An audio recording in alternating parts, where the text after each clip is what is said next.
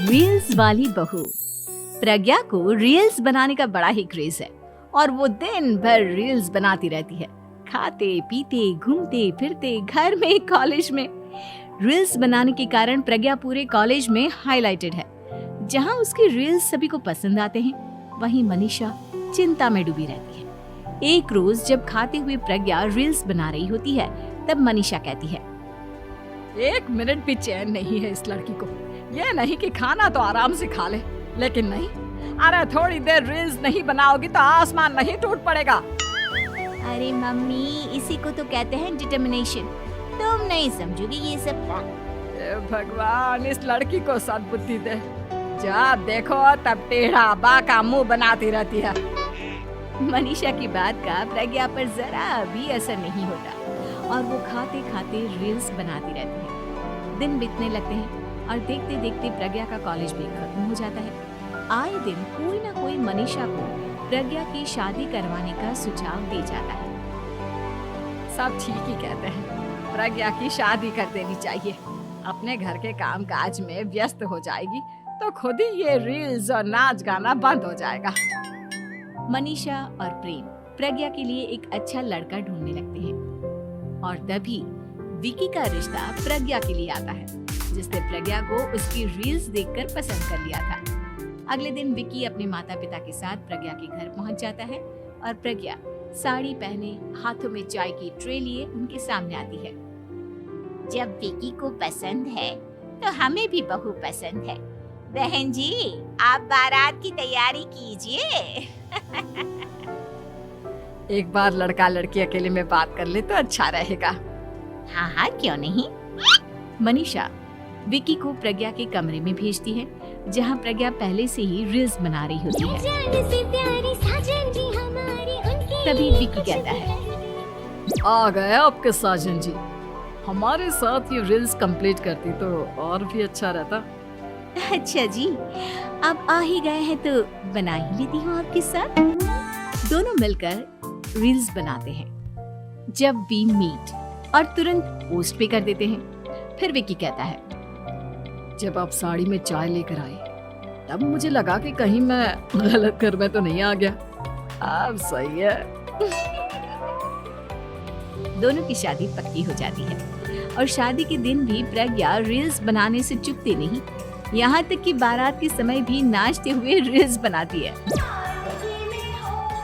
सभी लोग प्रज्ञा की तारीफ के फूल बांध देते हैं और प्रज्ञा नाचती गाती अपने ससुराल चली जाती है। सब कुछ अच्छा चल रहा होता है। प्रज्ञा यहाँ भी दिन भर हर चीज की रील्स बनाती रहती है। लेकिन कुछ दिनों के बाद जब सुनीता कहती है, बहू, ये रील्स के साथ साथ कुछ काम भी कर लिया करो। वैसे तुझे और क्या क्या बनाना आता है? मम्मी जी, वैसे तो सब कहते हैं कि मैं सब कुछ अच्छा बनाती हूँ, लेकिन मुझे लगता है कि मैं मैगी अच्छा बना लेती हूँ। हाँ, कॉफी भी अच्छा बना लेती हूँ और मुंह तो सबसे अच्छा बना लेती हूँ। हैं? अच्छा अच्छा। सुनीता अपना माथा पकड़ लेती है और कहती है, बहू, कुछ खाना बनाना भी सीख लेती। मम्मी जी, मैं लंबी प्लानिंग कर रही हूँ। जल्दी ही मैं इतनी फेमस हो जाऊंगी कि मुझे पैसे मिलने लगेंगे। हम दोनों सास बहू राज करेंगे, राज। नौकर काम करेंगी और लोगों की तो लाइन लगेगी हमसे मिलने के लिए। तेरा दिमाग खराब हो गया है क्या बहू? हंसी मजाक तक ठीक है, लेकिन इस तरह घर नहीं चलते। जितना जल्दी हो इस घर के तौर तरीकों को सीख लो। प्रज्ञा मुंह घुमाकर चली जाती है और तुरंत उसी वक्त एक रील बनाती है। ये देख सुनीता का गुस्सा 7वें आसमान पर चला जाता है और विकी के घर आती ही सुनीता उसे सब कुछ बताती है। विकी भी अब प्रज्ञा की इन हरकतों से परेशान हो जाता है। तुम टेंशन मत लो मम्मा, मैं देख लूंगा। विकी कमरे में जाता है तो देखता है कि प्रज्ञा रील्स बना रही है। विकी बड़े ही प्यार से प्रज्ञा से कहता है, प्रज्ञा, इन सब के लिए मैं तुम्हें मना नहीं कर रहा हूँ, लेकिन फिर भी हर वक्त तो ये अच्छा नहीं लगता ना। समझने की कोशिश करो, मुझे भी तुम्हारा थोड़ा वक्त चाहिए। मैं जब ऑफिस से आता हूँ तो मुझे समय देने की जगह इसी में लगी रहती। तुम ज्यादा ही सोच रहे हो। तुम भी मेरे साथ रील्स बनाओ ना, तुम्हें भी बहुत अच्छा लगेगा। तुम्हें इज्जत से कोई बात समझ में नहीं आती क्या? दिमाग खराब हो गया है तुम्हारा इस चकाचौंध से। अगर तुमने अपना रवैया नहीं बदला तो मैं तुमसे दूर चला जाऊंगा। तुम ही रिश्ता लेकर आए थे, मुझे लड़कों की कमी नहीं थी और ना आज है। विकी दरवाजा पटककर चला जाता है।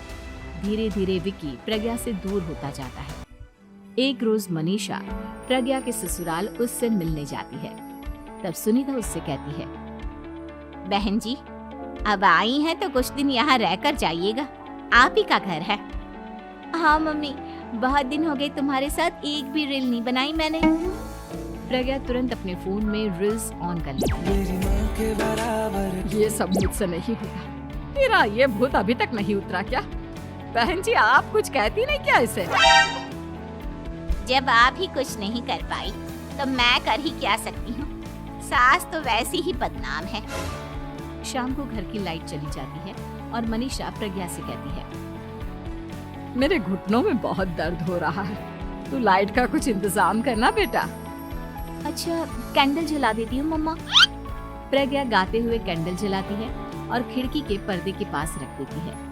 मनीषा, जिसे बहुत दर्द हो रहा है, वो सो जाती है और प्रज्ञा हमेशा की तरह अपने रील्स में लग जाती है। उधर कैंडल की वजह से पर्दा आग पकड़ लेता है और मनीषा के कमरे में आग लग जाती है। बचाओ, कोई है, बचाओ। सभी भागते हैं और विकी कमरे की आग बुझाने में लग जाता है, लेकिन तब तक मनीषा आधी जल चुकी थी। मनीषा की हालत देख प्रज्ञा रोने लगती है। विकी मनीषा को तुरंत हॉस्पिटल ले जाता है और उसे एडमिट कराता है। विकी प्रज्ञा से कहता है, देख लिया ना, तुम्हारे इस नाच गाने की वजह से आज तुम्हारी माँ की जान जाते जाते रह गई। अब पता नहीं तुम और क्या चाहती हो।